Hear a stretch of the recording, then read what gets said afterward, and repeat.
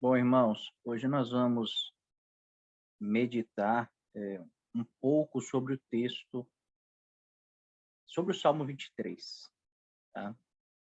E nós vamos examinar esse salmo, porque na forma que foi traduzida, né, para a nossa Bíblia, ele não foi traduzido com a sua essência, tá, irmãos? Então, a essência do que Davi estava querendo passar não foi traduzido para a nossa versão, né, para o português. Então, examinando bastante os Salmos 23, com pessoas que falam hebraico, né, então nós chegamos ao entendimento correto dos Salmos 23, à luz de toda a Escritura, como a gente sempre faz, tá, irmãos? Então, o Salmo 23, ele não é algo isolado também, né, ele faz parte de um todo, é um contexto geral da Bíblia, como nós sempre examinamos o contexto geral, né? O contexto imediato é importante, mas o contexto imediato ele sempre se encaixa no contexto geral das Escrituras. Então, irmãos, nós vamos falar um pouquinho do Salmos 23, só para a gente entender algo muito mais profundo que nós vamos falar hoje, tá bom?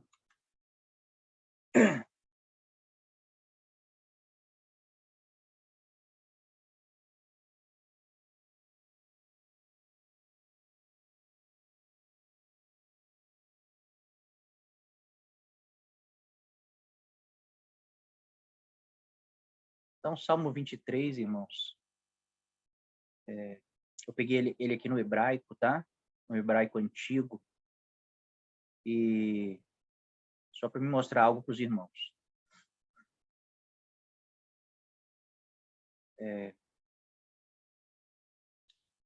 Aqui embaixo é o aplicativo que nós temos, né, com Strong, tá, irmãos? Então, é o português, mas vem com o hebraico também.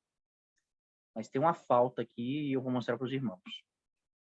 Né? Salmo de Davi, o Senhor, né?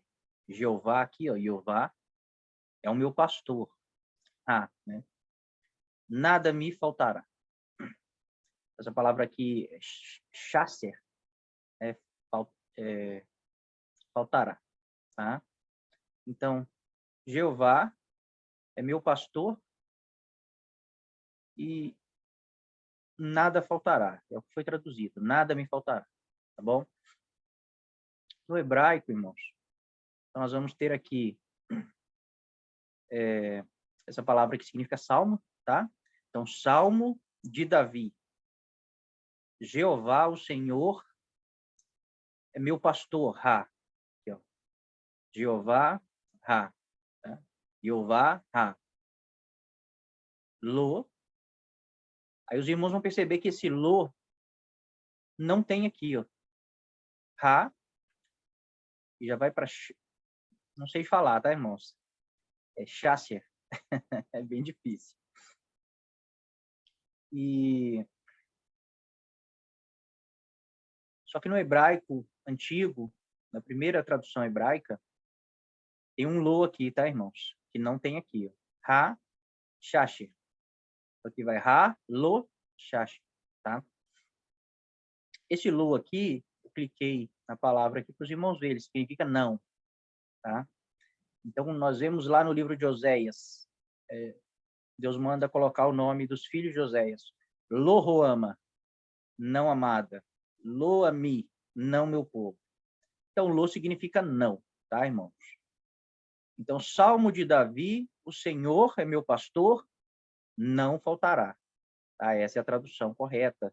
E é assim que os judeus, e quem fala hebraico, interpreta. Tá? Então, os irmãos podem ver que até mesmo no nosso aplicativo, de onde nós estudamos as Escrituras, pode ter alguma mudança, né, com os originais antigos. Tá? Então, a primeira tradução em hebraico, ela veio, o Senhor é meu pastor, não faltará. E as traduções novas já vêm, o Senhor é meu pastor, faltará. Então, eles colocam, nada me faltará. Tá? Mas existe a palavra não aqui, a palavra lo, não faltará. Tá? Então, a palavra nada não existe no texto original. Nada me faltará. Não existe essa palavra. Tá? Então, como ficaria o Salmos 23 traduzido literalmente? O Senhor é meu pastor, não me faltará. Tá? Então, isso muda totalmente o sentido. Isso muda totalmente o sentido do que Davi quis dizer, tá, irmãos? E qual que é o nosso costume e o nosso entendimento, né? Não é um costume, na verdade é um entendimento que nós temos, é a tradução que chegou para nós, né? O Senhor é meu pastor, nada me faltará. Então esse texto é pregado, né, dessa forma e com esse sentido, tá?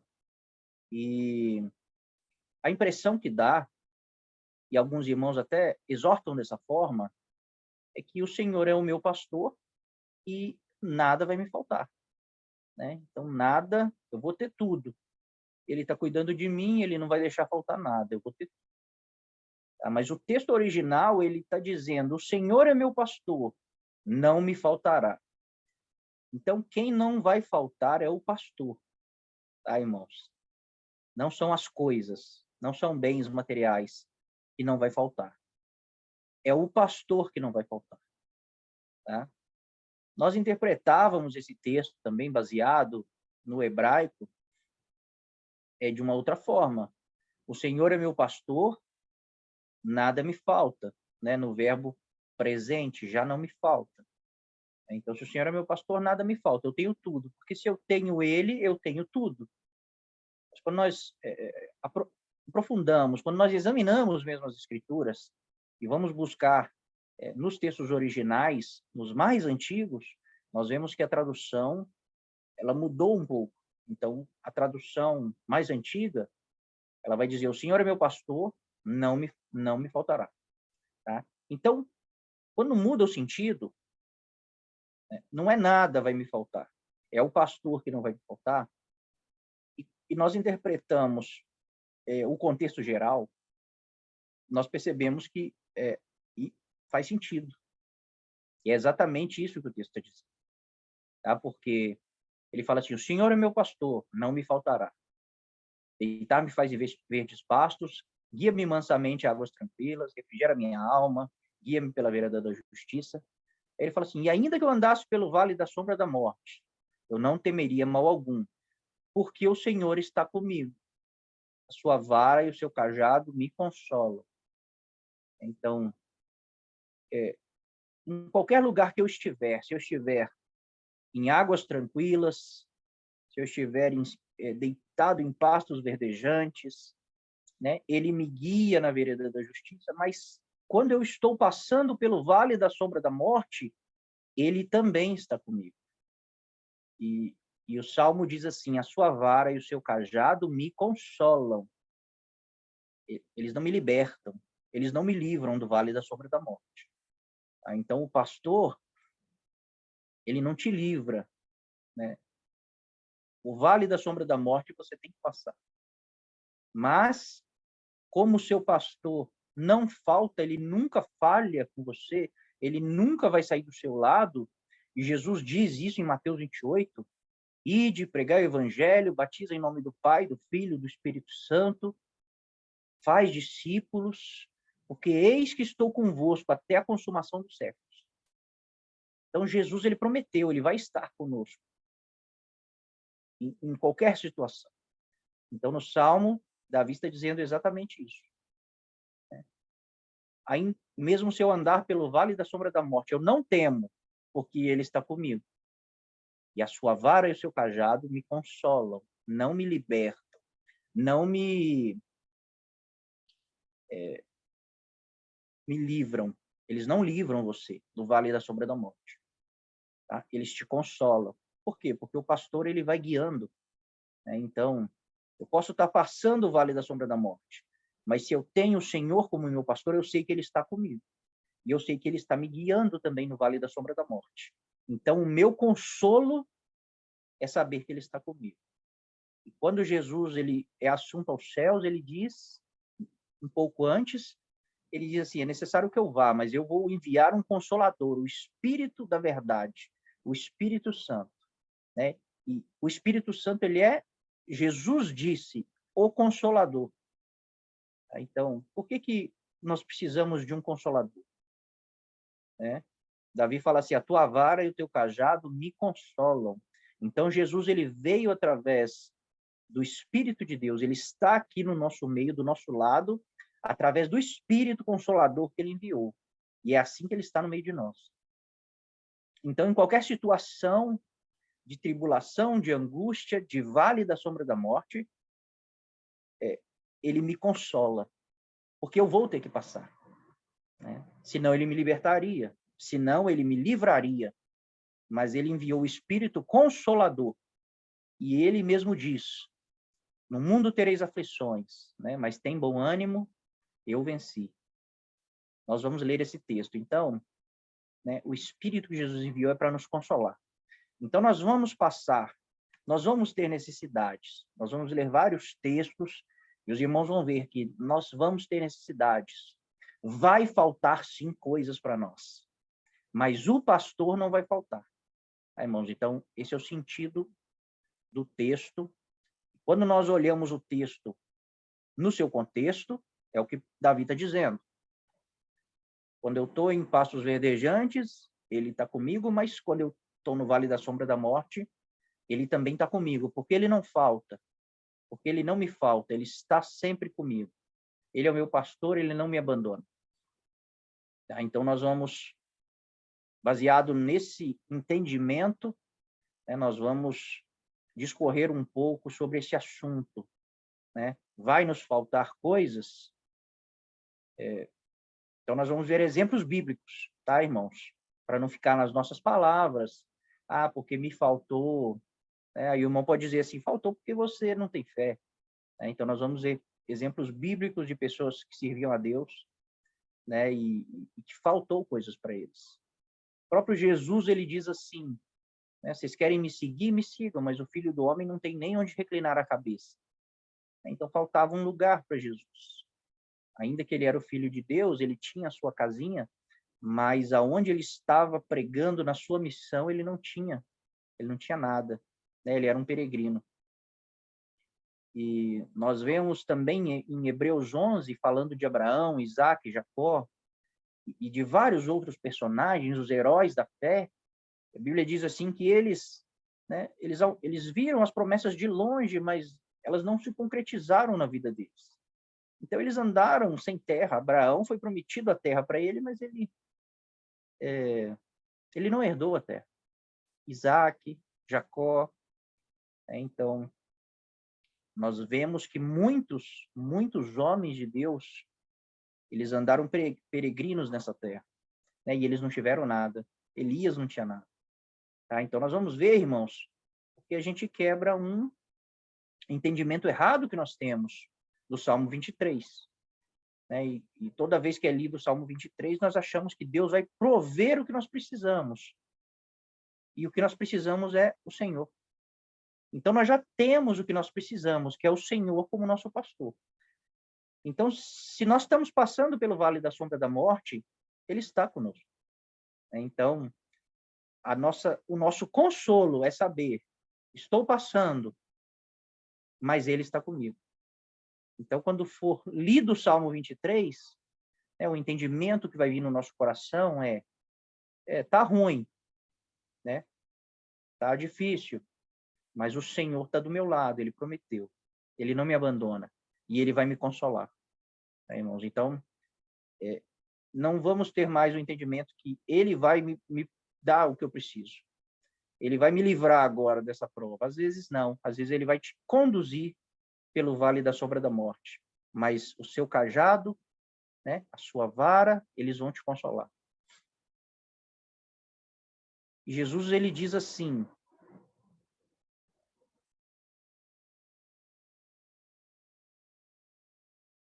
João 16, Jesus diz assim, estas coisas os tenho dito para que tenhais paz em mim. No mundo passais por aflições, mas tende bom ânimo, eu venci o mundo. Então, olha esse verso, quando Jesus diz assim, vocês vão passar por aflições. No mundo, vocês vão passar por aflições. Né? Mas eu estou dizendo essas coisas para vocês, é que para vocês confiarem em mim, para vocês terem paz em mim. Né? Então, quando vocês passarem por aflições, tende bom ânimo, porque eu venci o mundo. Então, o que Jesus está dizendo? Jesus está dizendo assim, eu vou estar guiando vocês. Eu sou o pastor e vou estar do lado de vocês para sempre. Então, quando vocês passarem por aflições, tenham paz em mim. Né? Saibam que eu estou com vocês. Eu não desamparo. No vale da sombra da morte, eu estou consolando vocês. Eu estou guiando e eu estou consolando. Né? A tua vara e o teu cajado. Então, a vara eles usavam para guiar. E o cajado, quando a ovelha caía em algum buraco, né, eles resgatavam ali com o cajado. Então, Jesus está falando, vocês vão passar por muitas aflições, mas tenham de bom ânimo, tenham paz em mim, porque eu venci o mundo. Eu sei o caminho. Eu sou o caminho. Então, confia em mim. Se vocês me seguem, confia em mim. Eu sei como vencer o mundo. Né? Mas Jesus venceu o mundo como? Morrendo. Né? Ele se sacrificou por nós. E na sua morte, ele vence o pecado, né? Ele vence, na sua vida, ele vence o mundo, na sua morte, ele vence o pecado. Irmãos? Então, Salmos 23, né, o verso 4, ainda que eu passe pelo vale da sombra da morte, não temerei mal nenhum, porque tu estás comigo. Teu bordão e o teu cajado me consolam. Então, aqui Jesus está falando, quando vocês passarem por aflições, tem de bom ânimo, eu venci o mundo. Né, o consolo. Então, Jesus está falando, de uma certa forma, ele está citando o Salmos 23. Tá bom?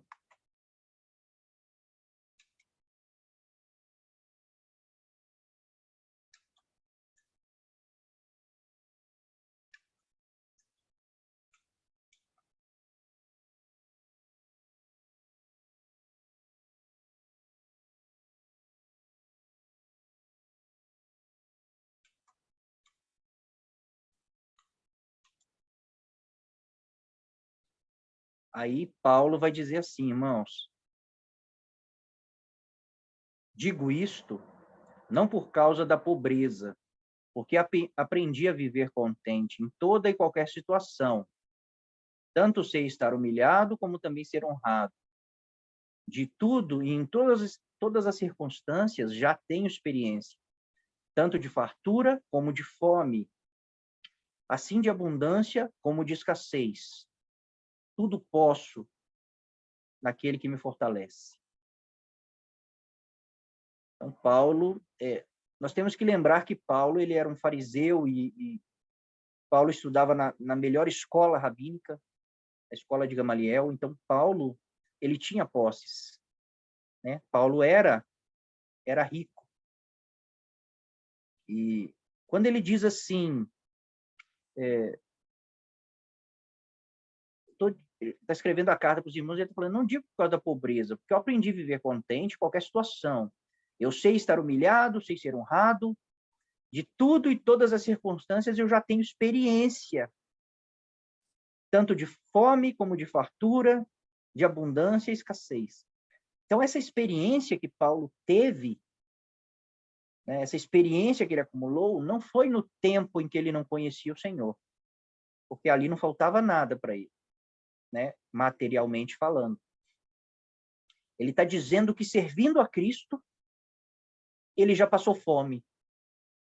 Que, servindo a Cristo, ele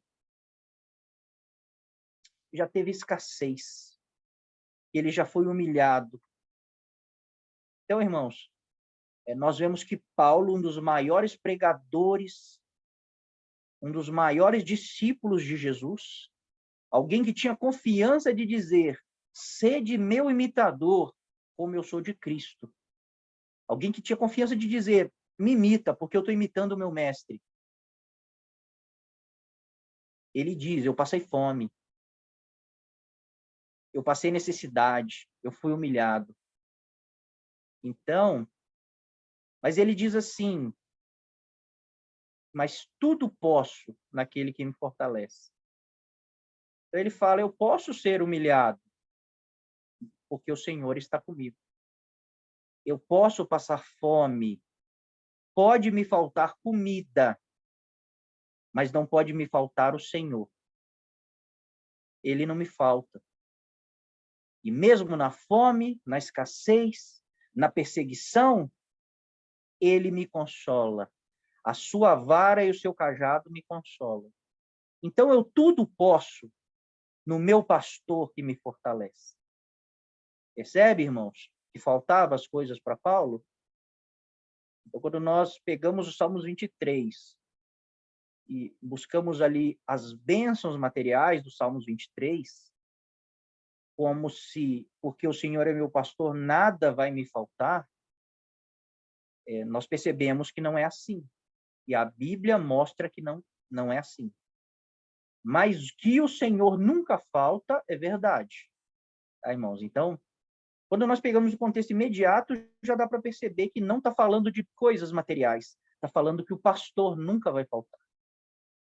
E quando nós pegamos o contexto geral das Escrituras e pegamos as demais passagens bíblicas, onde pessoas confiam no Senhor de todo o seu coração, entregam sua vida para o Senhor, mas essas pessoas passam necessidades, nós vemos que aquele salmo, ele não pode estar escrito como nós interpretávamos, porque senão Deus está falhando com essas pessoas. E Paulo não tinha problema de fé, né, irmãos? Ele não tinha problema de fé. Então, nós vemos que, no contexto geral das Escrituras, o Senhor é meu pastor, não me faltará.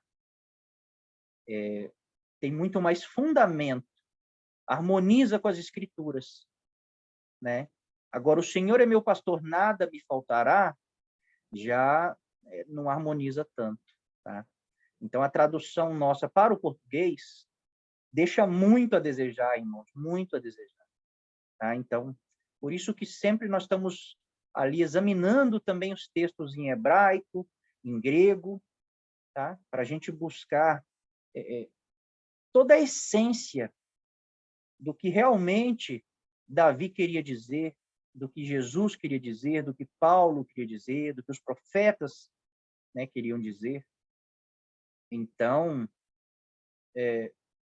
Deus, ele cuida da sua palavra, mas ele fala assim: se vocês me buscarem de todo o coração, de toda a alma, de todo o entendimento, eu vou revelar para vocês coisas grandes e ocultas que vocês não sabem. Tesouros escondidos. Então, a tradução até atrapalha, tá, irmãos? Não tira a essência de nós conhecermos a Deus, mas se perde muitas preciosidades, muitas coisas preciosas, quando nós não examinamos os textos de uma forma mais profunda, né, irmãos? Então, os irmãos percebem que muda totalmente o sentido, tá? Muda totalmente o sentido. Então, não é que nada vai me faltar, é que o Senhor não vai me faltar, porque Ele é o meu pastor, e é Ele que está me guiando. Paulo diz assim em Romanos 8, quem nos separará do amor de Cristo? Será tribulação, angústia, ou perseguição, ou fome, ou nudez, ou perigo, ou espada? Como está escrito, por amor de ti somos entregues à morte o dia todo. Fomos considerados como ovelha para o matador. Em todas essas coisas, porém, somos mais que vencedores, por meio daquele que nos amou. Então, Paulo está falando novamente as mesmas coisas. Ele está dizendo que nós vamos sofrer tribulação, angústia, perseguição, fome, nudez, perigo, espada. Porque está escrito que nós vamos ser entregues à morte todos os dias, por amor de Cristo. Então, nós vamos passar por tudo isso.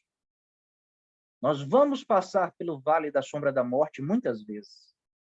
Mas, em todas essas coisas, somos mais que vencedores, por meio daquele que nos amou. Então, eu posso estar passando fome, eu posso estar nu, eu posso estar em perigo, eu posso estar sendo perseguido, angustiado e atribulado. Mas eu sou mais que vencedor, porque o Senhor está comigo. É Ele que me guia. A sua vara e o seu cajado me consolam. Abacuque vai dizer a mesma coisa. Abacuque, ele começa o seu livro, no capítulo 1, ele está perguntando ao Senhor, por que o ímpio prospera? Por que os caldeus prosperam e o seu povo, Senhor, está sendo assolado? E no capítulo 2, ele está buscando uma resposta do Senhor, ele fala, eu vou subir na torre de vigia, vou ver se Deus fala comigo. Mas, de repente, ele expõe o seu coração. No capítulo 3, ele expõe o seu coração e não vem resposta para ele. Né? Não vem a resposta que ele queria. E ele fala assim, mas ainda que a figueira não floresça, nem haja fruto na vide, o produto da oliveira minta, e os campos não produzam mantimento, e as ovelhas sejam arrebatadas do aprisco, e nos currais não haja gado, todavia eu me alegrarei no Senhor, exulto no Deus da minha salvação. Então, Abacuque está dizendo a mesma coisa. Ele está dizendo, com outras palavras, o Senhor é meu pastor, não me faltará. Então, ainda que não tenha plantação, não tenha gado, não tenha ovelha, né? Ainda que tudo está sendo levado, eu me alegro em Deus. E Jesus falou, eu digo essas coisas para que vocês tenham paz em mim, para que vocês tenham alegria em mim, mesmo na prova, mesmo nas circunstâncias. Eu estou com vocês, eu não falto. Então, Abacuque está dizendo a mesma coisa, tá, irmãos? Só com outras palavras. Só que os judeus, eles interpretam, como eles não creem em Jesus, né? E Jesus é a figura do pastor, Jesus disse, eu sou o bom pastor. Então, eles não interpretam esses salmos e essa palavra aqui, ó, né? Eles não interpretam como pastor, porque ela tem outros significados também. Ela tem significado associar-se com, ser amigo de, né, sentido provável, ser um amigo especial. Então, como eles leem esse texto? Eles leem assim, o Senhor é meu amigo íntimo, não me faltará. Tá? Então, eles leem assim, o Senhor é o meu amigo íntimo, não me faltará. E qual que é a base deles? A base deles é porque o pastor de ovelhas, ele tem que, realmente, ele tem que ser íntimo das ovelhas. Né? Geralmente, quando se vê um rebanho de ovelhas, vai ver um homem e um menino. Por que um homem e um menino? Porque quando aquele homem deixar, não conseguir mais pastorear, né, o menino vai assumir. Só que as ovelhas têm que estar acostumadas com a pessoa. E elas demoram para acostumar, tá, irmãos? Então, geralmente vai se ver um homem e um menino. Quando aquele homem, né, fica velho, o menino, seu filho, ele apacenta as ovelhas. Nós vemos que Davi apacentava as ovelhas, era um menino ainda. E as ovelhas, elas acostumam com a voz, né, de quem as guia, do seu pastor. Tá, irmãos? Então, faz sentido, sim, interpretar dessa forma também. O Senhor é meu amigo íntimo. Não me faltará. O pastor, na verdade, ele tem que ter um zelo das ovelhas. E Jesus fala, o bom pastor, ele dá vida pelas ovelhas. Então, Jesus fala assim, não existe amor maior do que dar vida pelos seus amigos. Então, quando ele fala que o bom pastor dá vida pelas ovelhas, não quer dizer que o pastor é amigo das ovelhas, né, de uma certa forma. Então, nós vamos ver um texto que Jesus diz assim, vós sois meus amigos, se fazeis o que vos mando. Já não vos chamo servos, porque o servo não sabe o que faz o seu senhor. Mas tenho-vos chamado amigos, porque tudo quanto ouvi de meu Pai vos tenho dado a conhecer. Então, Jesus está falando exatamente isso. Ele está dizendo assim, eu sou o pastor de vocês, eu guio vocês. Mas eu sou amigo de vocês. Né? E eu chamo vocês de amigo. Porque tudo que o Pai... Eu vim revelar o Pai para vocês. Eu vim revelar o coração do Pai para vocês. Então, de uma forma figurada, ali quando o Salmo 23, Davi está falando da ovelha e do pastor, né? Pode se interpretar assim também, irmãos. O pastor, ele é um amigo íntimo da ovelha. Tá? Então, faz muito sentido também. Nós sabemos que as escrituras têm camadas de revelações. Então, quanto mais nós aprofundarmos, mais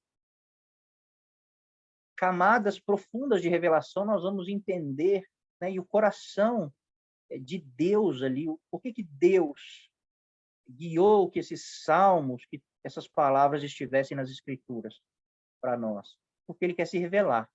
Né? Então, ele quer se revelar como um pastor que nunca vai nos abandonar, nunca vai faltar, e como um amigo íntimo. Tá?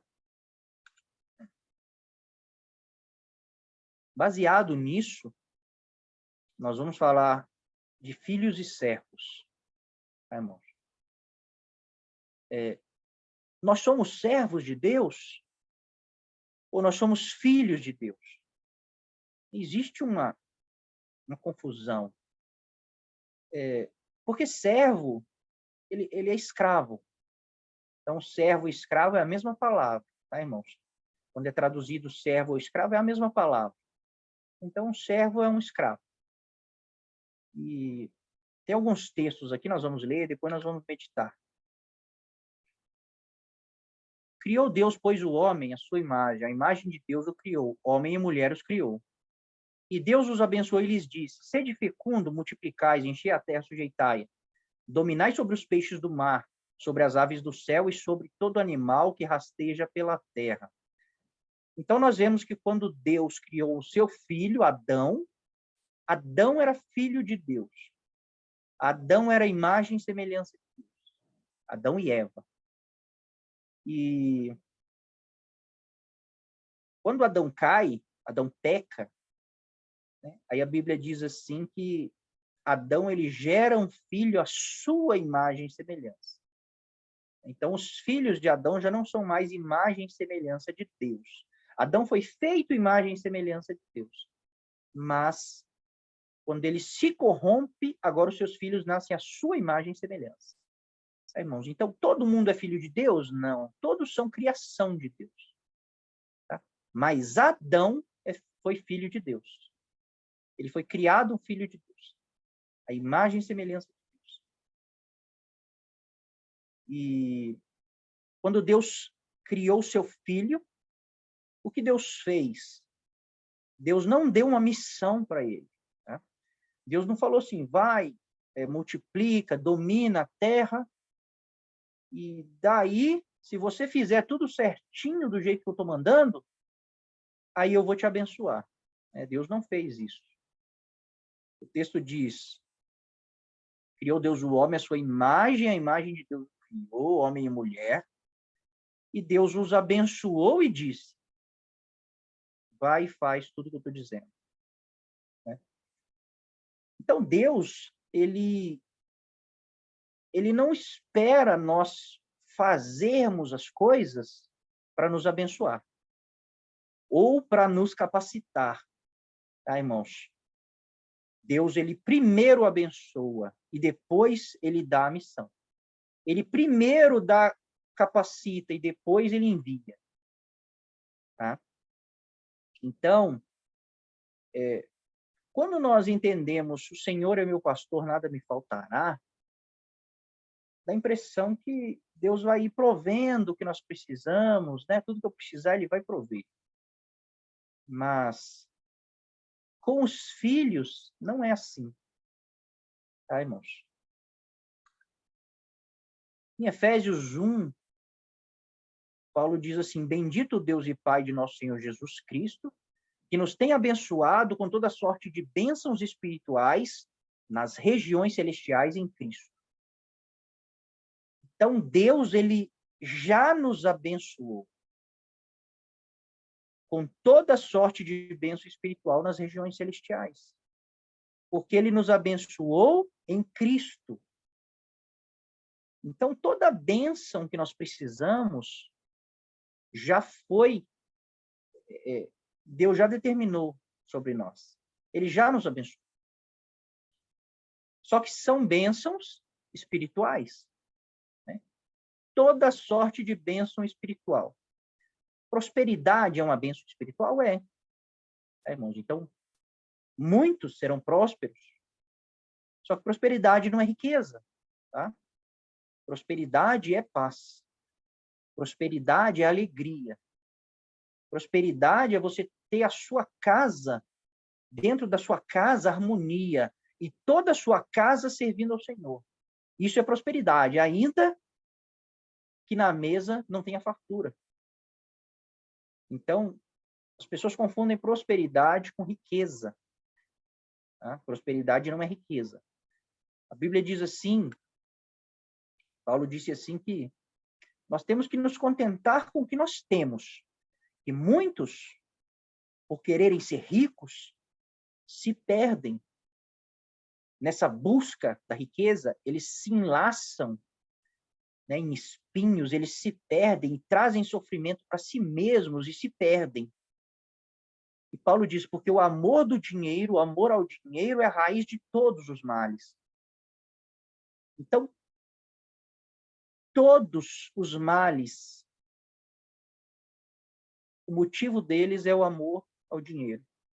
Então, qualquer pessoa que ame dinheiro, né, queira ser rico, queira ser milionário não, vamos por rico.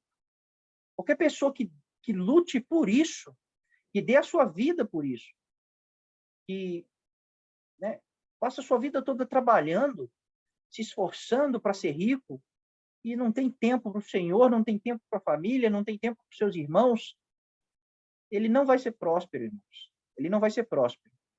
Ele vai ser rico, mas ele não vai ser próspero. Ele não vai ter paz. Nós vemos muitas pessoas milionárias e se suicidam. Por quê? Porque o dinheiro não pode comprar tudo. O dinheiro, ele não pode comprar paz. O dinheiro ele não compra felicidade. Ele compra momentos.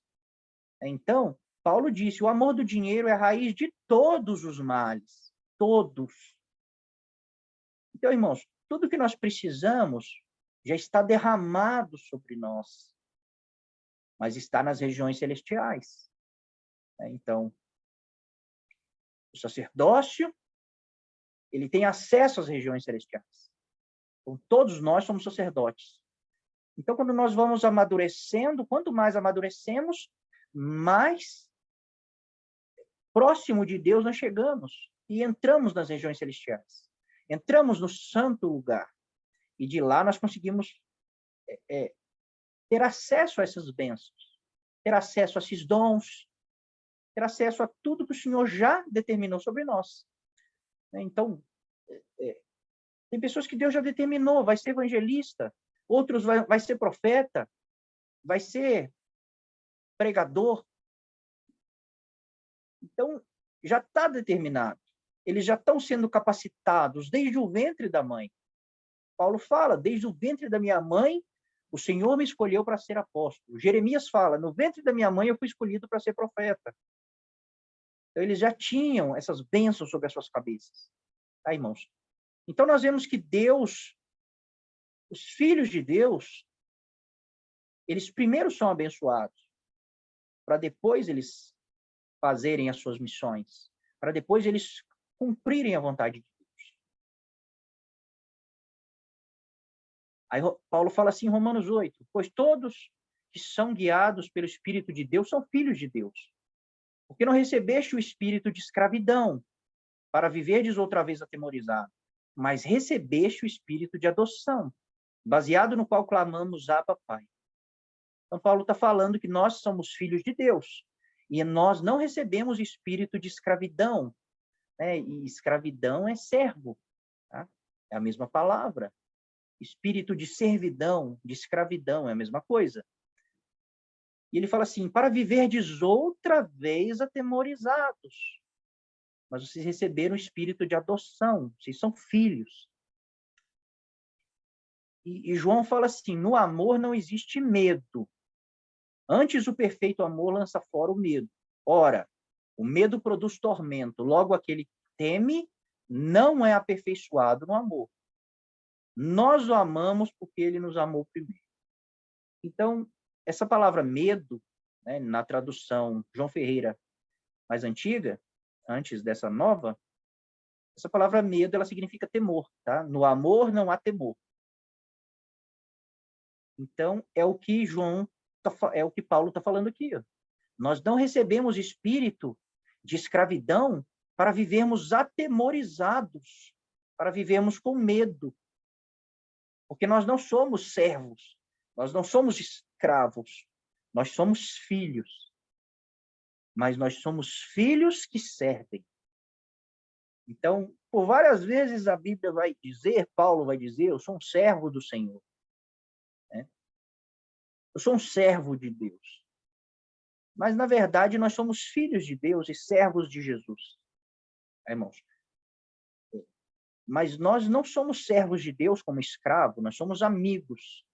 Nós somos filhos de Deus, nós somos irmãos de Jesus. Tá? Então, nós não podemos servir a Deus com espírito de temor, com espírito de medo. Porque dessa forma, o texto diz aqui, porque quem teme, quem serve a Deus com espírito de servo, de escravo, ele não é aperfeiçoado no amor. Ele não amadurece. Ele não é transformado.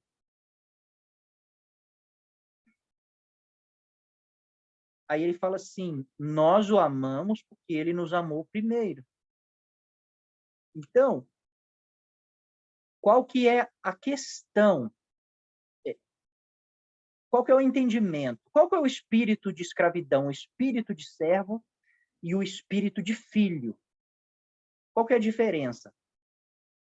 Então, quando nós servimos a Deus para ser abençoado, isso é o espírito de servo. É espírito de escravidão. O que o servo faz? Por que Jesus está falando espírito de escravidão? Vocês, igreja, ele está falando para a igreja, vocês não receberam, Paulo está falando, aliás, não receberam espírito de escravidão para viver em temor, como antigamente viviam. Vocês receberam o espírito de adoção. Vocês são filhos. Vocês chamam Deus de pai. Abba, pai. Abba é pai em hebraico. E Abba, pai. Abba é pai em hebraico. E pai, que eles traduziram de pater, que é pai em grego. Então ele está falando, nós recebemos o espírito de filhos e nós falamos pai. Tantos quem fala hebraico, os judeus falam pai, chamam Deus de pai, e os gregos também que falam pater, chamam Deus de pai. Então todos nós recebemos espírito de filhos, de adoção. E nós chamamos Deus agora não de meu Deus, nós chamamos Deus de pai. E no Antigo Testamento, Deus ele se revelava, mas ele sempre se revelava assim: eu sou o Deus Todo-Poderoso. Abraão, eu sou o Deus Poderoso, anda na minha presença. Moisés, eu sou o Deus libertador. Então, Deus ia se revelando cada vez mais próximo dos homens, tá, irmãos? Mas Jesus ele vem trazer a plena revelação de Deus. E Jesus diz assim: quando vocês forem orar, digam, Pai nosso que estais no céu. Então, Jesus revelou que Deus ele é nosso Pai, que Deus é um Pai, que Deus tem filhos, e que nós recebemos o espírito de adoção, e nós nos tornamos filhos agora, filhos de Deus.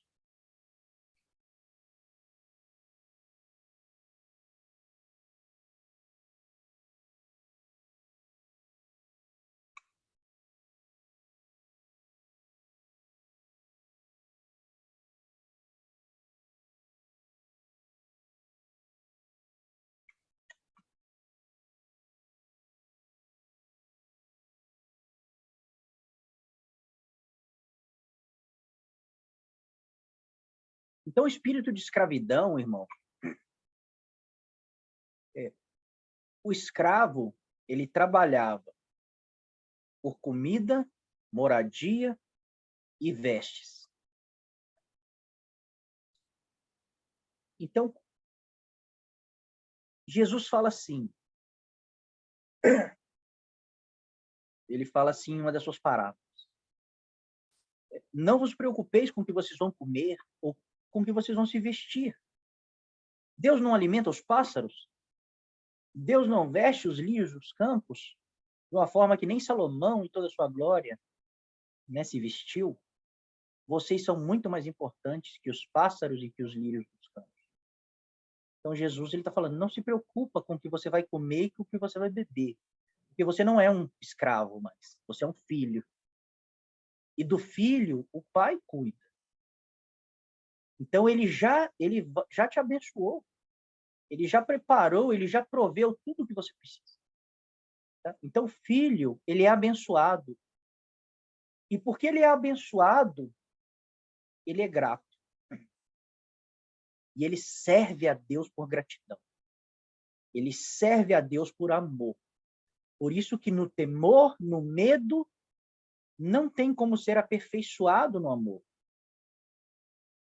Então, quando nós vamos para a igreja louvar a Deus, cultuar a Deus, para que ele nos abençoe, é espírito de escravidão, é espírito de servos. Tá, irmãos? Quando nós visitamos, pregamos, evangelizamos e congregamos, não faltamos o culto.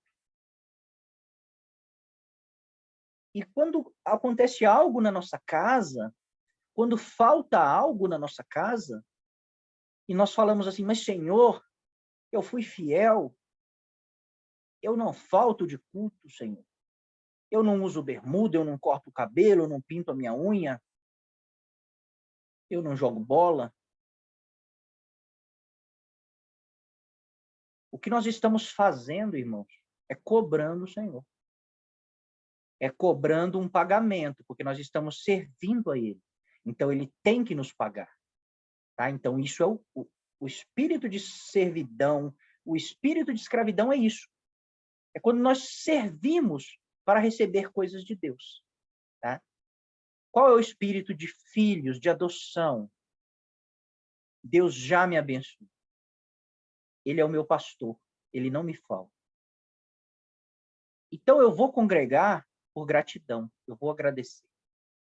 Eu vou visitar por gratidão.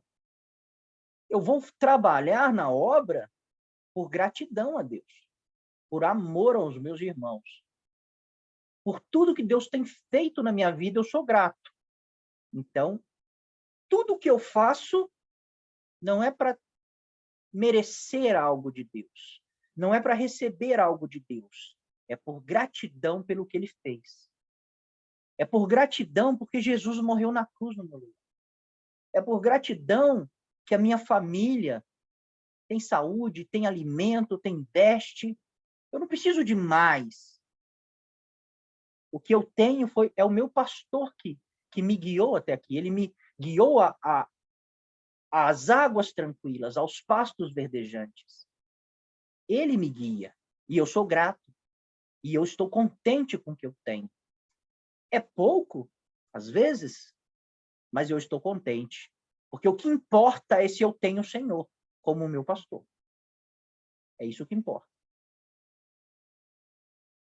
Então, irmãos, quando nós servimos a Deus para ser abençoados, é espírito de escravidão. Quando nós temos medo de faltar no culto, porque Deus pode pesar a mão sobre nós, é espírito de escravidão. Nós somos filhos, irmãos. Nós servimos a Deus por amor e por gratidão. Tá? Só que Satanás, ele tenta nos enganar. Satanás, ele não liga de nós sermos servos de Deus. Ele não liga. Satanás, ele não importa que você adore a Deus. Nós falamos disso no estudo passado. Ele não importa com isso. Ele só tem um problema quando você entende que você é filho de Deus. Aí ele tem um problema com você. Então, irmãos, muitas vezes, o próprio Satanás, como nós falamos no estudo passado, ele nos conduz à igreja. Tá? Ele nos conduz à religião. Porque lembra que ele tentou Jesus com a palavra de Deus? Então ele usa a palavra de Deus. E a Bíblia diz assim que, no fim dos tempos, que lobos devoradores se introduziriam no meio das ovelhas. Ministros de Satanás, vestidos em peles de ovelha. E que introduziriam heresias de perdição, negariam o Senhor que os resgatou e obedeceriam a doutrinas, ensinos de demônios. Então, porque eles obedecem ensinos de demônios, eles corrompem o povo, mas usando a palavra de Deus e o nome de Deus. Tá, irmãos? Isso está em Judas, isso está em Pedro, isso está em 2 Timóteo 2. 2 Timóteo, não lembro se é o 2. Tá? Eles nos advertiram que ia acontecer tudo isso. A palavra de Deus nos advertiu. Tá, irmãos? Então, não tem como Satanás impedir das pessoas quererem salvação. As pessoas querem salvação. As pessoas não querem ir para o inferno. Né? Então, qual é a forma dele seduzir? Dentro da própria igreja. Tá, irmãos? E se a Bíblia diz, se a palavra de Deus disse que ministros de Satanás se transfigurariam em ministros de Cristo e que, obedecendo ensinos de demônios, trariam heresias de perdição para dentro da igreja, é verdade. Pode acreditar, irmãos. É verdade. Não sou eu que estou falando, é a palavra de Deus que está falando. É as escrituras de Deus que estão falando. Jesus falou. Jesus disse isso. Tá, irmãos? Então, nós temos que crer nisso, que Satanás faz isso. Ele usa dessa... nós já falamos daquele texto muito conhecido que diz assim, a letra mata e o espírito vivifica. Então, qualquer pessoa que busque uma aliança com Deus, mas que não tenha o espírito de aliança, que não receba o espírito de Deus, essa pessoa ela vai ser enganada. E pela própria palavra de Deus ela pode ser enganada. Porque a letra sem o espírito ela mata. A aliança sem o espírito ela mata. Então, se a própria Bíblia diz que se você interpretar as escrituras sem o espírito de Deus, que isso gera morte, está aí a arma de Satanás. E ele usa a palavra de Deus para nos matar. Lógico que fora, fora do contexto e sem fora do espírito que Deus disse. Porque nem tudo que Deus falou é o que Deus disse, tá, irmãos? Satanás mesmo usou isso com Jesus. Está escrito.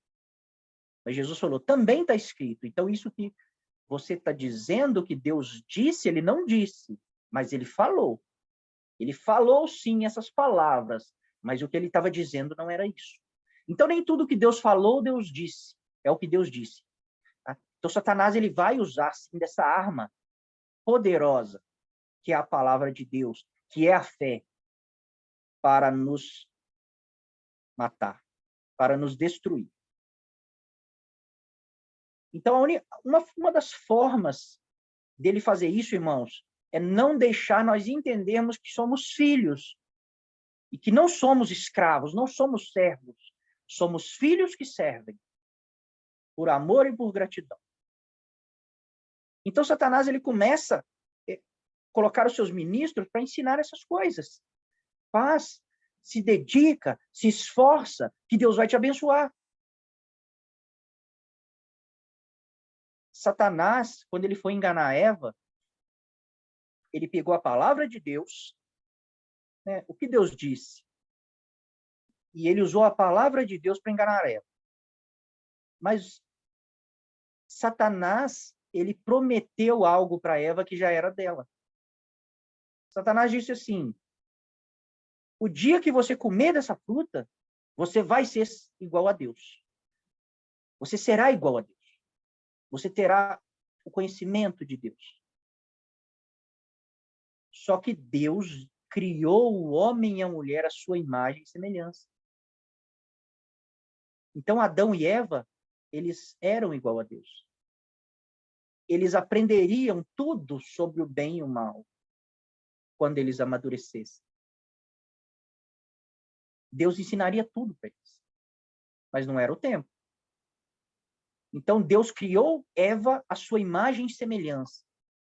E Satanás disse assim, se você fazer isso, você vai ser igual a Deus.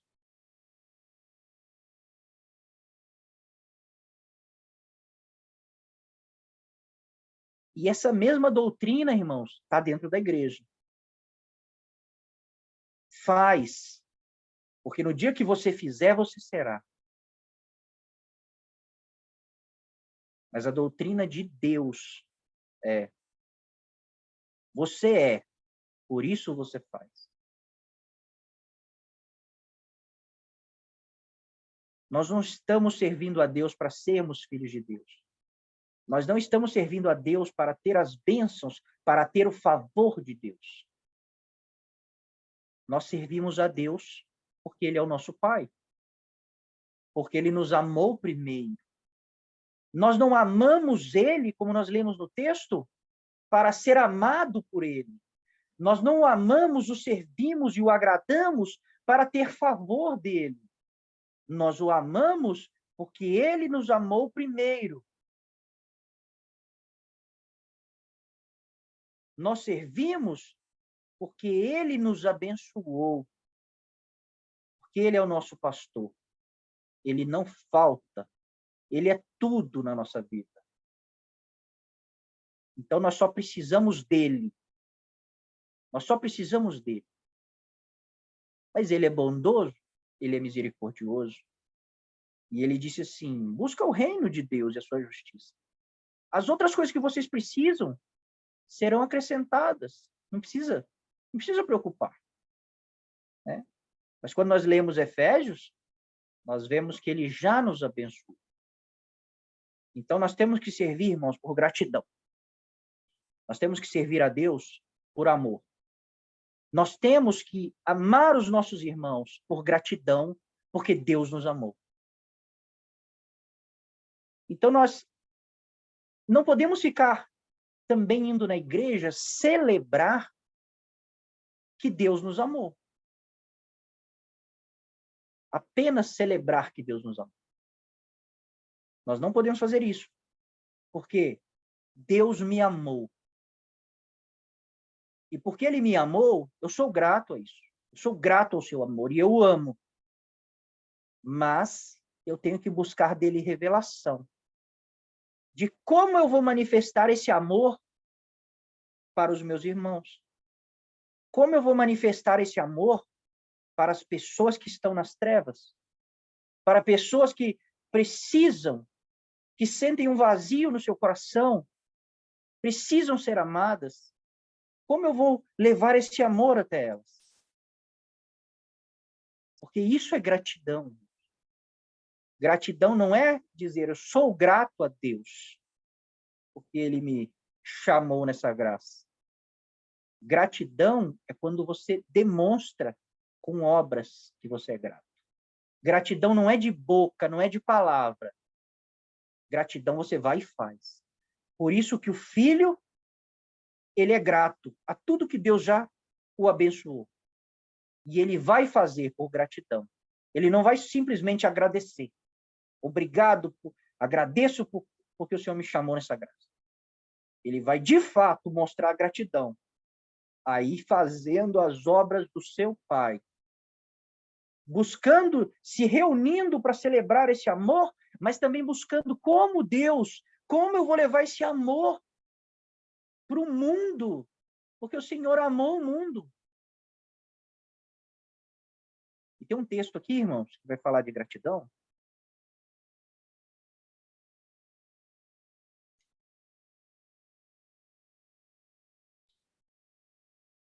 Servos, sede submissos com todo o temor ao vosso Senhor, não somente se for bom e cordado, mas também ao perverso, porque isto é grato.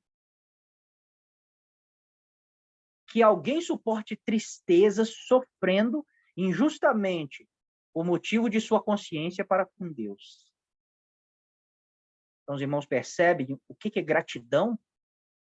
Então, se eu tenho um patrão que tem um mandamento, eu tenho que servi-lo como ao Senhor. Não só quando ele está, mas também na sua ausência. Mas não só para o patrão bom, para o patrão ruim também, para o perverso.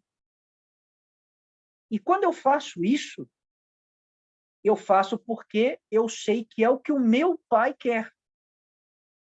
E eu sofro por causa disso.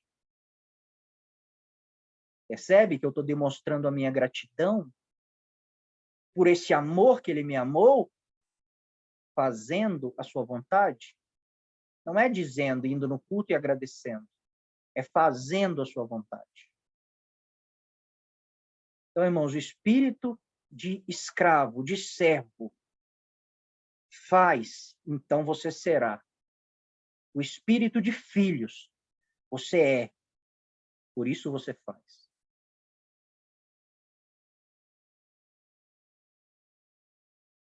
João fala assim, o escravo, ele não fica para sempre na casa. O filho, sim, para sempre. Se, pois... é Jesus falando, não é João. Se, pois, o filho vos libertar, verdadeiramente sereis livres. O que Jesus está falando é que nós não recebemos espírito de escravidão. Nós não estamos presos a regras. Nós recebemos espírito de adoção. Quando Jesus nos libertou, ele disse, se o Filho vos libertar, verdadeiramente sereis livres. Então, irmãos, nós somos livres. Nós não precisamos obedecer nenhum mandamento. Nós não precisamos obedecer nenhuma doutrina, nenhum ensinamento, nenhuma regra. Nós podemos obedecer. E quando nós somos livres, e nós não precisamos obedecer a nada, nós podemos, e nós decidimos obedecer, nós estamos demonstrando gratidão a Deus e amor aos nossos irmãos. Então, não são regras que vão me moldar na forma do Senhor, que vão moldar o meu caráter. Não são regras. temos que dar ensinamentos, sim, para as pessoas que são imaturas. Crianças. Crianças têm que ter regras, tá, irmãos? Paulo fala, criança, mesmo sendo herdeiro, enquanto é criança, em nada se diferencia do escravo. Mas quando chega na maturidade, aí sim ela entende, é herdeira de tudo. Então a criança tem que ter regras para ela. Ela sim, ela em nada se diferencia do escravo. Mas o filho, ele é livre. E ele serve por amor e por gratidão. Ele não tem um senso de direito com Deus. Ele tem um senso de dever. Deus me salvou, ele me amou e ele me abençoou. Eu tenho um dever com meu pai.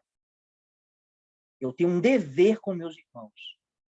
Eu não tenho uma obrigação, um dever. Porque eu sou filho dele. E eu vou fazer as obras do meu pai. Então, nós não somos obrigados a fazer. Nós não precisamos fazer. Nós podemos fazer. E o filho faz, por gratidão e por amor. Então, quando nós vivemos anos e anos com regras, você não pode fazer isso, não pode fazer aquilo, não pode fazer aquilo outro, e nós guardamos tudo isso por temor, por medo de ser amaldiçoado ou de não receber as bênçãos que achamos que merecemos, então nós não amadurecemos. É o que Jesus diz. No medo, no temor, o amor de Deus não é aperfeiçoado em nós. Então nós não crescemos. Nós não somos livres de verdade, libertos de verdade. Nós não servimos a Deus porque nós queremos, porque nós o amamos. Nós servimos a Deus por medo. Nós servimos a Deus por direito, por comida, por moradia e por veste. Porque toda vez que dá errado, nós cobramos.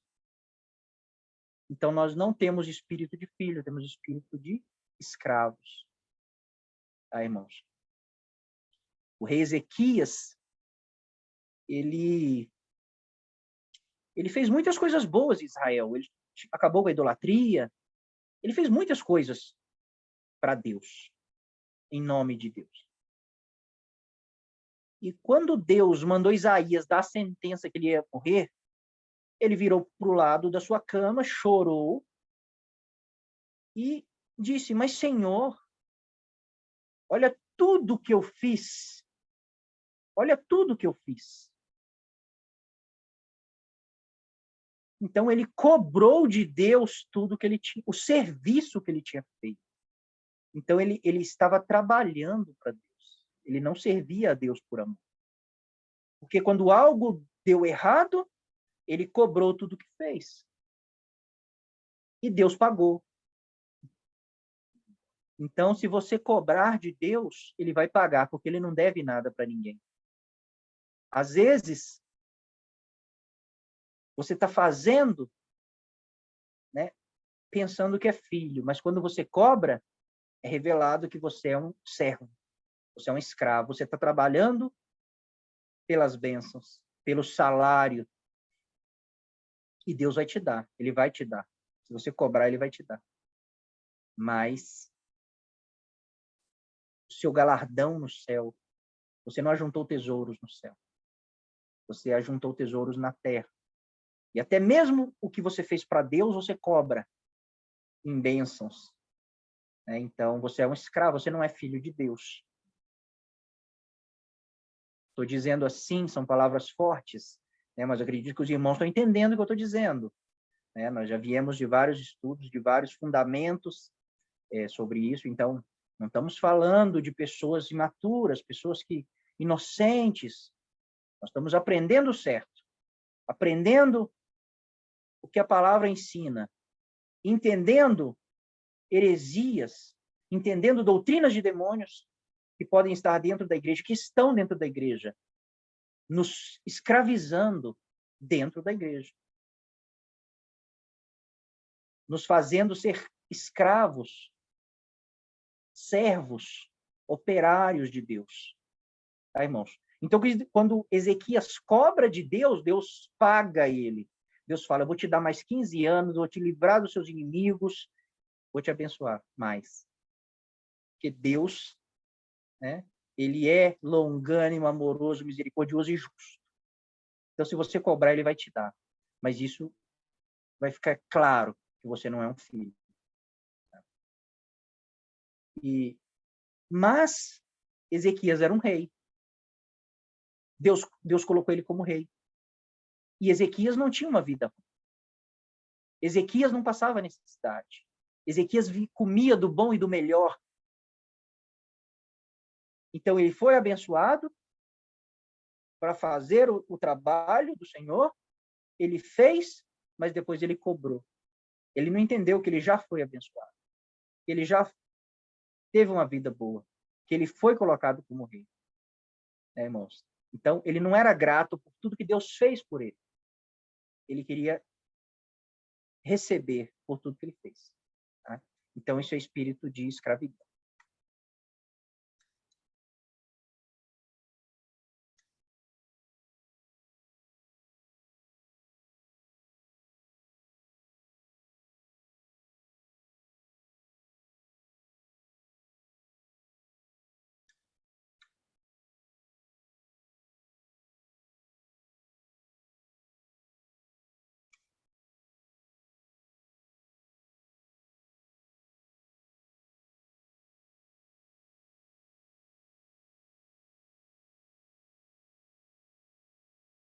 Então, quando nós entendemos e interpretamos Salmos 23, o Senhor é meu pastor, nada me faltará,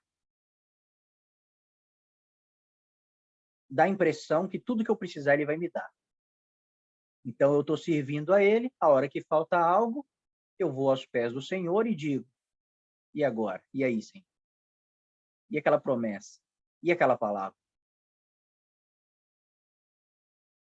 E esquecemos de tudo que o Senhor tem feito por nós. E esquecemos que Paulo sofreu coisas piores, coisas que nós nunca vamos sofrer. E ele dizia, eu tudo posso no que me fortalece, naquele que me fortalece. E ele dizia, em todas essas coisas eu sou mais que vencedor. E quando ele foi preso com Silas, né, chicoteado, açoitado, à noite ele estava cantando louvores. Ele era grato. Ele era grato por tudo. Até mesmo os apóstolos, eles foram presos e eles apanharam, eles foram chicoteados. E quando eles foram soltos, eles saíram alegres de serem merecedores de ter sofrido pelo nome de Jesus.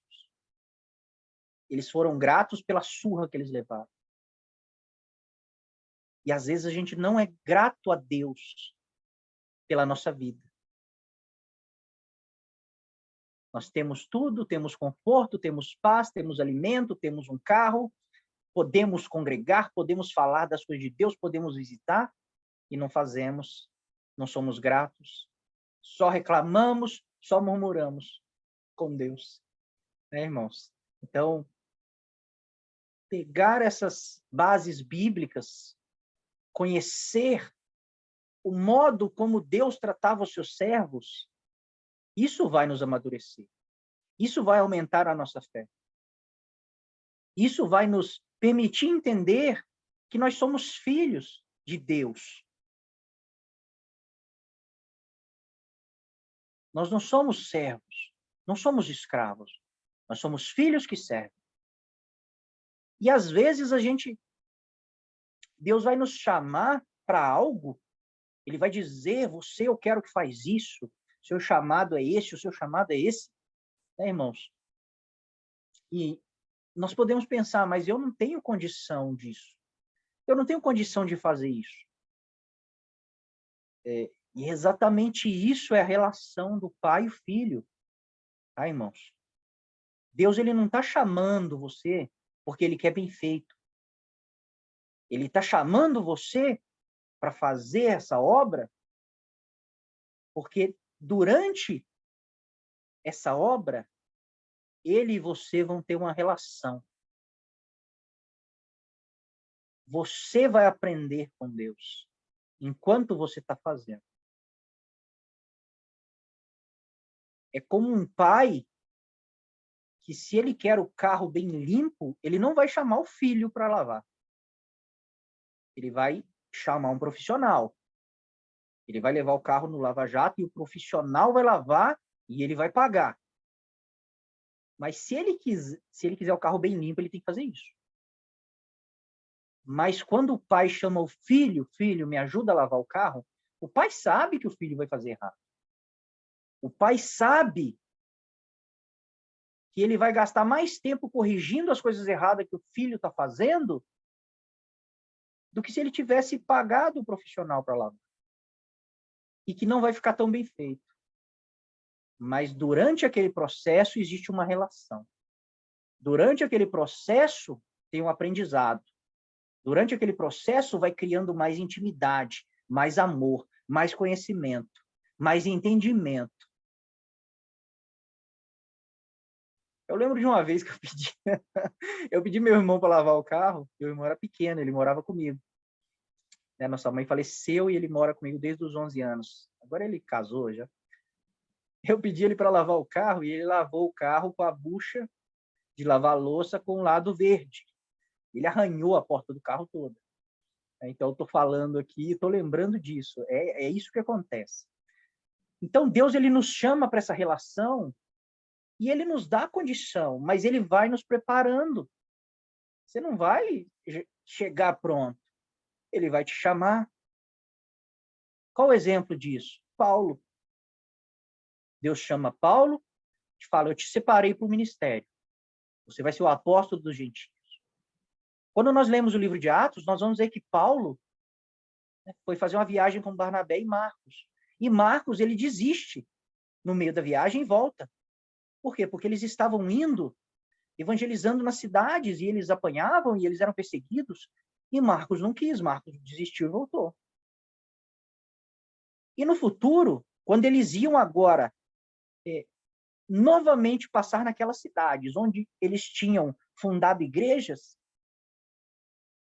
ou seja, agora nós não estamos indo pregar o evangelho, nós estamos indo agora visitar as igrejas, ver como elas estão, edificá-las. Aí Marcos queria ir junto. E Paulo não aceitou.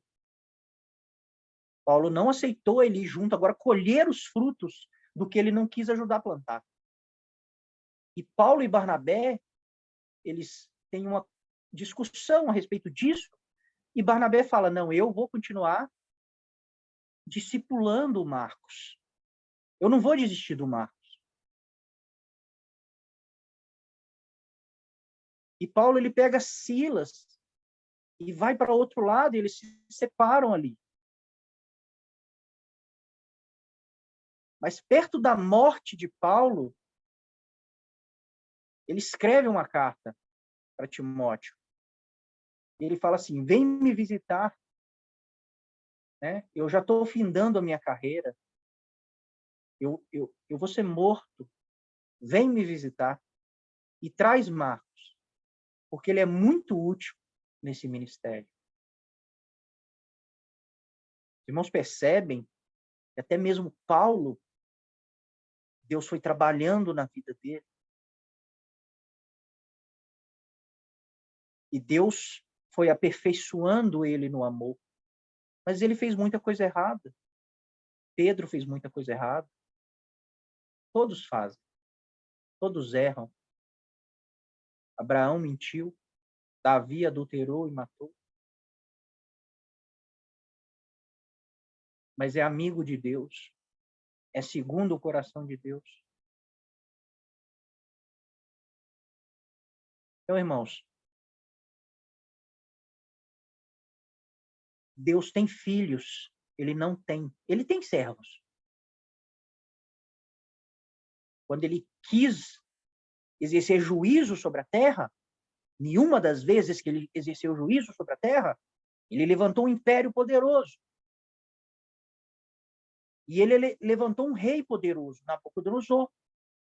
E ele disse, Nabucodonosor, meu servo, vai andar pela terra, vai exercer, vai executar a minha justiça. o meu juízo sobre a terra. Deus chama Senaqueribe, meu servo. Nabucodonosor, depois ele se converte ao Senhor. Mas Senaqueribe não. Mas por que Deus está chamando eles de servo? Porque Deus precisava executar uma missão. Deus tinha um propósito. E para esse propósito ele precisava usar alguém ruim, alguém poderoso, alguém implacável. E ele chama, meu servo. Mas para sua obra, ele chama os filhos. Porque ele poderia chamar os servos e fazer muito melhor que nós. Né, irmãos? Ele não precisava ter chamado Pedro, pescador. Ele podia ter chamado os amigos de Paulo, que estudaram aos pés de Gamaliel.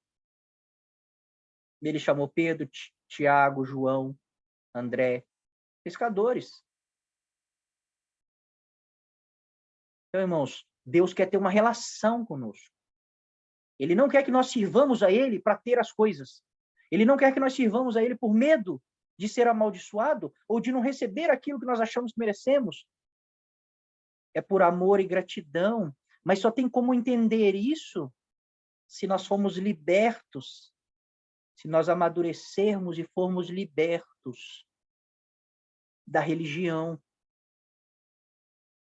Não viver mais por regras. Não posso fazer isso, não posso fazer aquilo.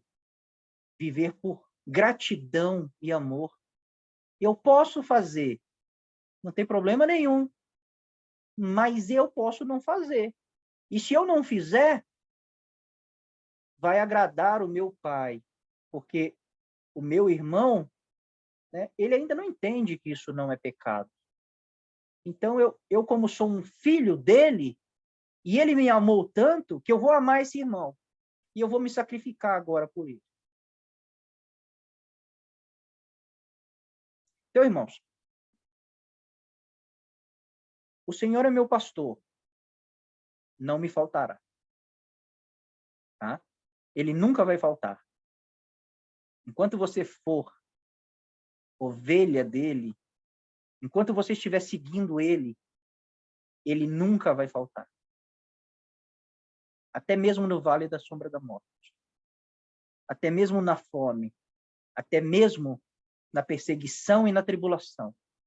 Ele vai estar do seu lado. Te consolando para você passar por isso. Porque é um processo. Ele está te transformando. Ele está te moldando. Tá? E para moldar, para transformar, é igual quando a pessoa quer transformar o seu corpo e ela começa a ir na academia. Academia, né, você vai fazer várias lesões ali nos seus músculos. Você vai sofrer vários atritos nos músculos. E é só assim que eles crescem, tá, irmãos? Com microlesões. Então não tem como crescer enquanto nós estivermos na vida boa. Tá? Em toda a história da a igreja só cresceu quando tinha perseguição. Todas as vezes que a igreja teve paz, a igreja se corrompeu. Mas todas as vezes que a igreja foi perseguida, ela cresceu. Então isso é um modelo. O povo de Israel, eles eram abençoados pelo Senhor. E eles, com o tempo, eles se corrompiam. Eles abandonavam o Senhor. Então, vinham os povos ao redor e assolavam eles. E eles clamavam ao Senhor. E o Senhor vinha e libertava eles. Mas depois eles abandonavam o Senhor novamente. Então, enquanto eles estavam em paz, eles abandonavam o Senhor. Quando eles estavam em tribulação, em perseguição, eles se voltavam para o Senhor. Então, irmãos, vai ter que passar pelo vale da sombra da morte. Se você não está passando pelo vale da sombra da morte, pode ser que o seu pastor não seja Jesus. Pode ser que quem está te guiando não seja o Senhor. Tá? E Quando Davi está fazendo uma analogia, irmãos, o Senhor é o meu pastor, nada me faltará, deitar-me faz em verdes pastos, nós vemos que ele está fazendo como se fosse uma parábola, né? Que nós somos ovelhas e o Senhor é o nosso pastor. Tá? É uma parábola. Só que nessa parábola, né, nós somos o quê? Uma ovelha ou um cordeiro. Tá? Uma ovelha ou um cordeiro. Então, vamos entender toda a parábola, toda a analogia que Davi está fazendo. Então, o Senhor é o pastor. Nós somos o cordeiro ou a ovelha. Cordeiro, ovelha e carneiro é tudo a mesma coisa, tá, irmãos? Cordeiro é a ovelha ou o carneiro quando são novinhos, até 1 ano de idade. Tá? Então, vamos usar o termo cordeiro. Vai ficar melhor. Ele é o pastor, nós somos o cordeiro. Tá? Aí o verso 5 e o verso 6 diz assim: prepara-me uma mesa na presença dos meus adversários. Unja minha cabeça com óleo, o meu cálice transborda. Bondade e misericórdia certamente me seguirão todos os dias da minha vida, e habitarei na casa do Senhor para todo sempre. Então, o Senhor é meu pastor, ele me guia nas águas tranquilas, nas veredas da justiça. Quando eu passo pelo vale da sombra da morte, ele está comigo, ele me consola, é ele que está me guiando. Aí depois ele diz assim: prepara-me uma mesa na presença dos meus inimigos. Unge a minha cabeça com óleo, meu cálice transborda. Depois ele diz assim: eu habitarei na casa do Senhor para todo sempre.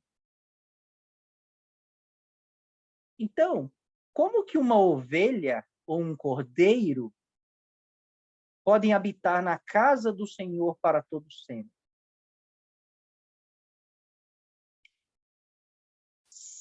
Se eu sou um cordeiro e o pastor está me guiando e de repente ele prepara uma mesa na presença dos meus inimigos, o que o cordeiro vai fazer na mesa? Geralmente a gente interpreta assim, né? E o Senhor vai preparar uma mesa na presença dos meus inimigos, que eu vou sentar, vou comer e eles vão ficar olhando e eu vou ficar rindo da cara deles, né? Geralmente, aqueles crentes mais revoltados, eles interpretam assim.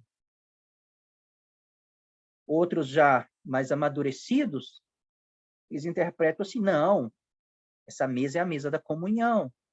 Vai preparar uma mesa na presença dos meus inimigos e eu vou assentar com os meus inimigos. Nós vamos, né, fazer a paz. Mas nós temos que lembrar que é uma analogia, que é uma parábola, tá, irmãos? Então, não era parábola e, de repente, virou natural.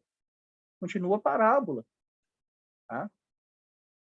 Então, qual é a forma de um cordeiro ir para a mesa e habitar para sempre na casa do Senhor?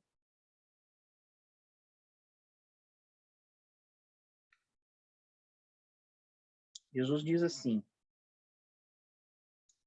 João diz assim: nisto conhecemos o amor, e Cristo deu a sua vida por nós.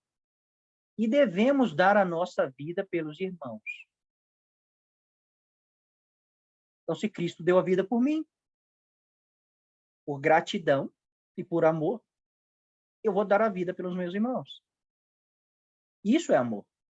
Nisso conhecemos o amor. Amor é isso, tá, irmãos? Amor é gratidão.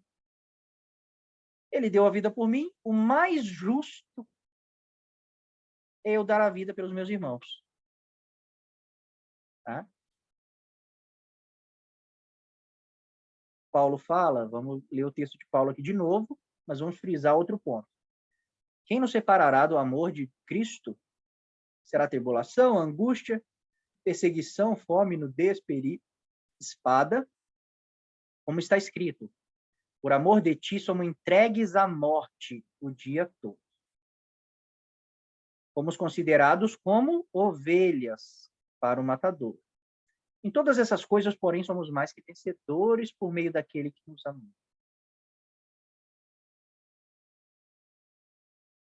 2 Coríntios, Paulo vai falar assim: em tudo somos atribulados, porém não angustiados, perplexos, porém não desanimados, perseguidos, porém não desamparados, abatidos, porém não destruídos, levando sempre no corpo o morrer de Jesus, para que também a sua vida se manifeste em nosso corpo.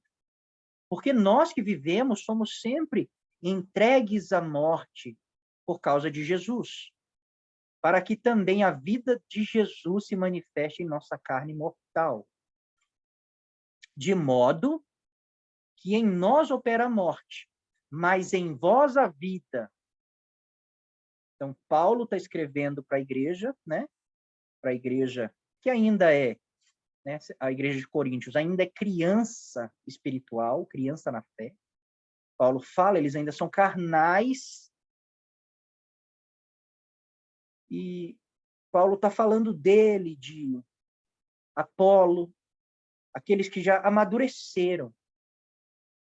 E ele está dizendo assim que eles estão entregando a vida deles para que aqueles outros cresçam, para que gere vida neles. Então, Paulo fala, nós que vivemos, né, vivemos para Cristo, somos entregues à morte por causa de Jesus, para que a vida de Jesus se manifeste em nosso corpo, na nossa carne. De modo que em nós opera a morte. Todo dia nós estamos entregues à morte, para que vocês tenham vida, mas em vós a vida. Então, todo mundo que amadurece, entende que é filho, é grato. E se Jesus deu a vida por mim, eu vou dar a vida pelos meus irmãos. E dar a vida nem sempre é morrer, tá, irmãos? Dar a vida é viver pelos irmãos. Tá? Dar a vida é viver pelos irmãos. Então, como que eu dou a vida pelos meus irmãos?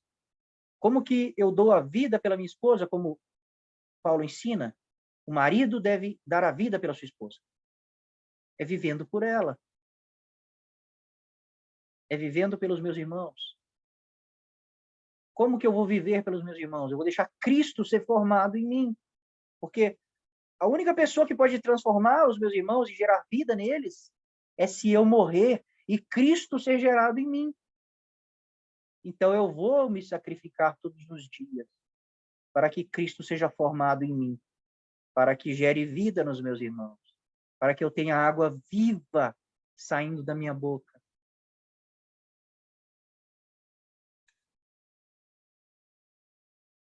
Em Lucas, Jesus dizia a todos: se alguém quer vir após mim, a si mesmo se negue dia a dia, tome sua cruz e siga-me. Pois quem quiser salvar a sua vida, perdê-la-á. Quem perder a vida por amor de mim, esse a salvará. Então, Jesus está falando que todos os dias nós temos que pegar a nossa cruz. E a cruz, ela aponta o quê? Morte. Quem está carregando a sua cruz está indo para ser morto. Então, todos os dias nós somos entregues à morte. E Jesus fala, porque quem quiser salvar a sua vida vai perdê-la. Né? Porque se você é filho e entendeu o amor de Deus, entendeu que Jesus morreu por você, mas você não quer viver pelos seus irmãos, você não quer dar a vida pelos seus irmãos, você vai perder a sua vida.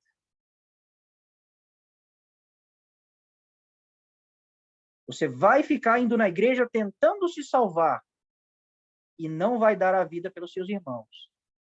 Você vai perder a sua vida. É Jesus que está falando, não sou eu. E ele fala isso diversas vezes. Eu só pus esse texto, eu acho. Talvez tenha algum. Mas é Jesus que está falando. Agora, quem perder a sua vida por minha causa, em outra passagem, falei, por causa do evangelho, esse a salvará.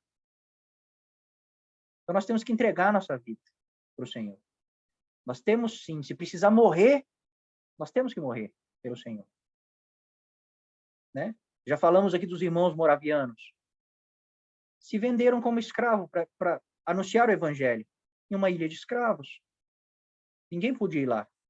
Apenas escravos. Eles se venderam. Eles deram a vida pelos irmãos. E eles nem eram irmãos, porque a Bíblia diz que nós temos o ministério da reconciliação. Nós temos que, como se nós, Deus, por nosso intermédio, rogasse que os homens se reconciliem com ele. Então, não é dar a vida pelo seu irmão, pelo que está dentro da igreja. É dar a vida por todos, pelo seu vizinho. É amar o que te persegue. Né? É difícil, mas é um mandamento. Isso é dar a vida.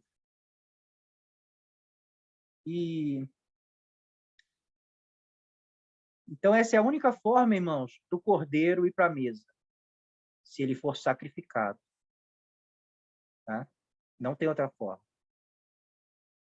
Jesus, ele é o caminho. Tá? E todos os dias nós temos que ser entregues à morte.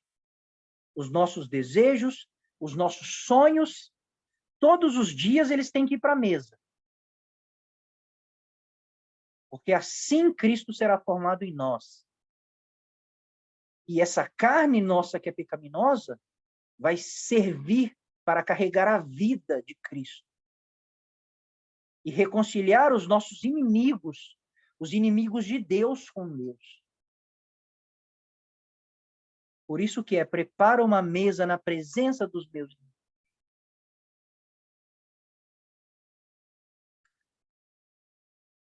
Jesus diz assim, quem comer a minha carne e beber o meu sangue, permanece em mim, eu nele. Assim como o Pai que vive me enviou, igualmente eu vivo pelo Pai.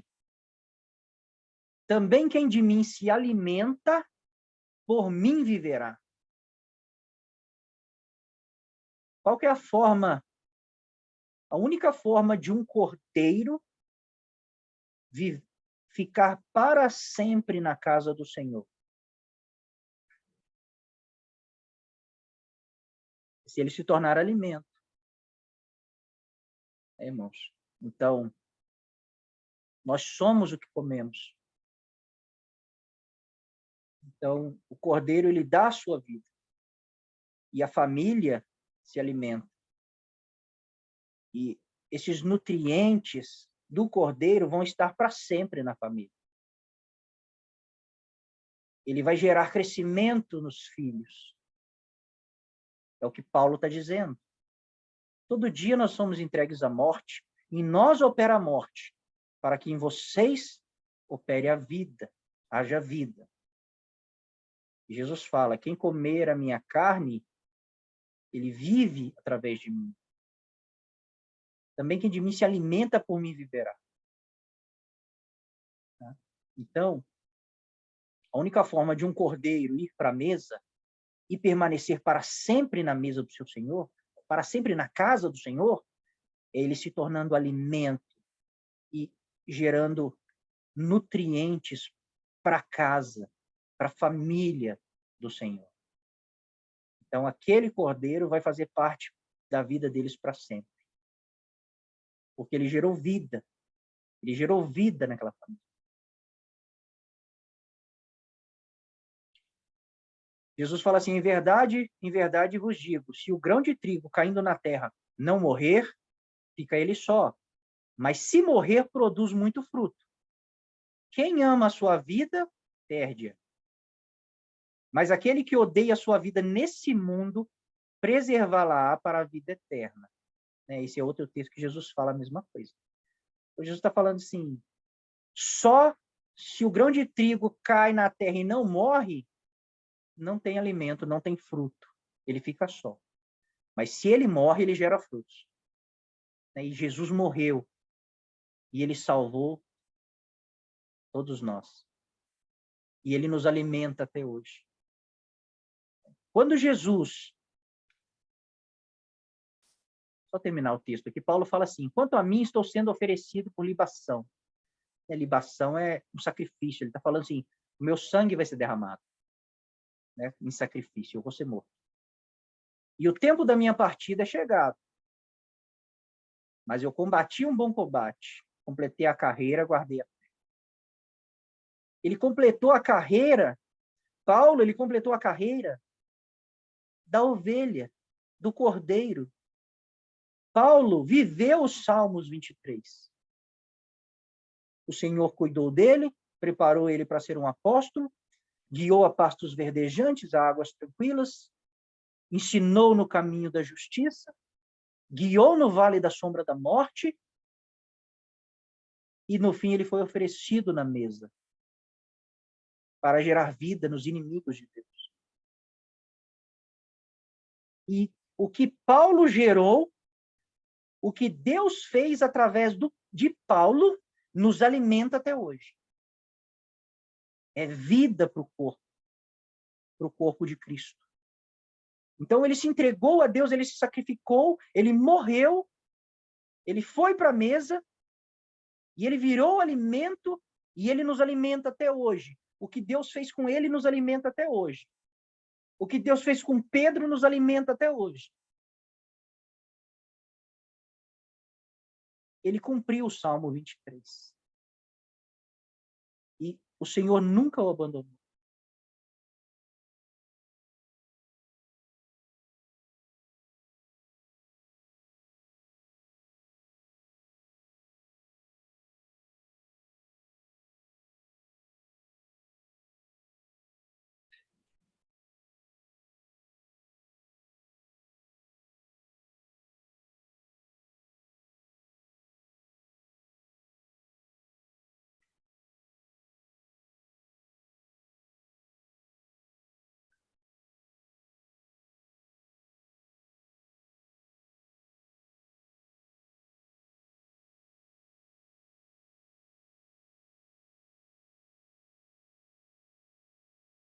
Então, irmãos, o Senhor é meu pastor, não me faltará. Ele não vai faltar. Coisas podem te faltar. Sempre faltou. A igreja sempre passou necessidade. Tá? Então, quando você olhar para o irmãozinho, que ele está em necessidade, não é porque ele não é fiel a Deus. Talvez ele está, assim, seguindo o pastor. Talvez ele está passando pelo vale da sombra da morte e o pastor está com ele.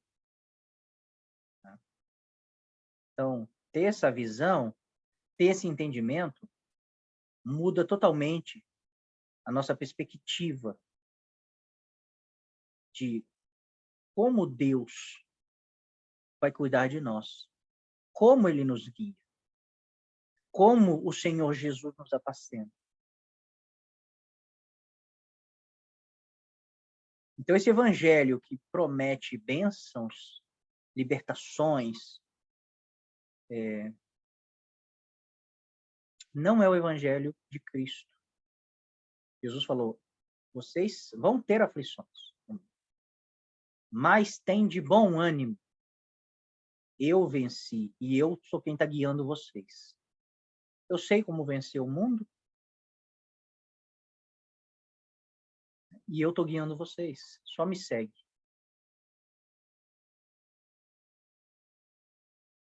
Se irmãos quiser acrescentar ou perguntar, tá? O Bruno, Margarete, o irmão Joacir.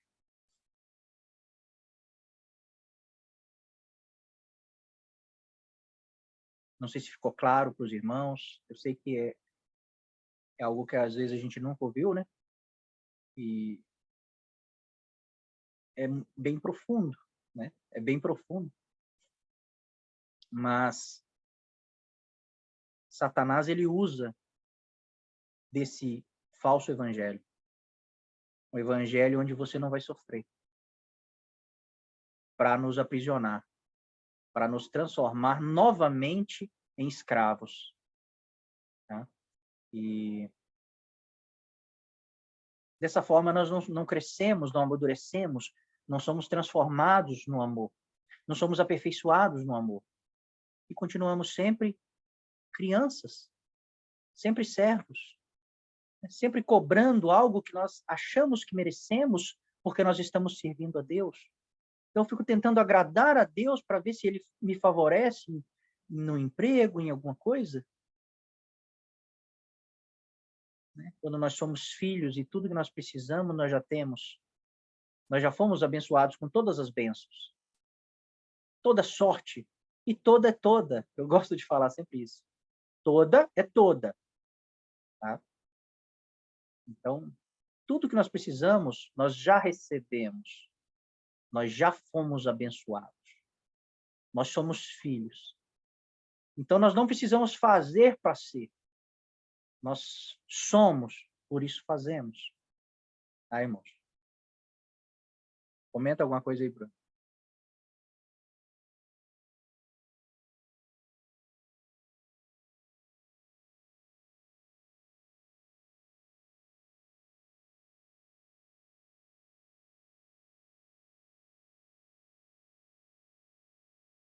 Deve ter dormido.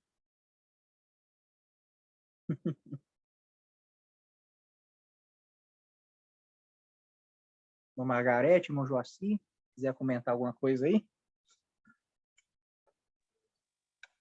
Não, meu irmão, tá na bênção. É, amanhã que eu vou assistir direito, a gente está com visita aqui, Então tá bom. mas amanhã... Perdoa acomodar então, tá, irmã? Não, agora eles foram para lá, mas eu estava tentando vir aqui, mas não deu, não. Mas amanhã vou assistir. E que eu peguei Então tá o bom. começo, assim. Deus que Então tá bom. abençoe. Amém. Deus abençoe, irmã. Amém.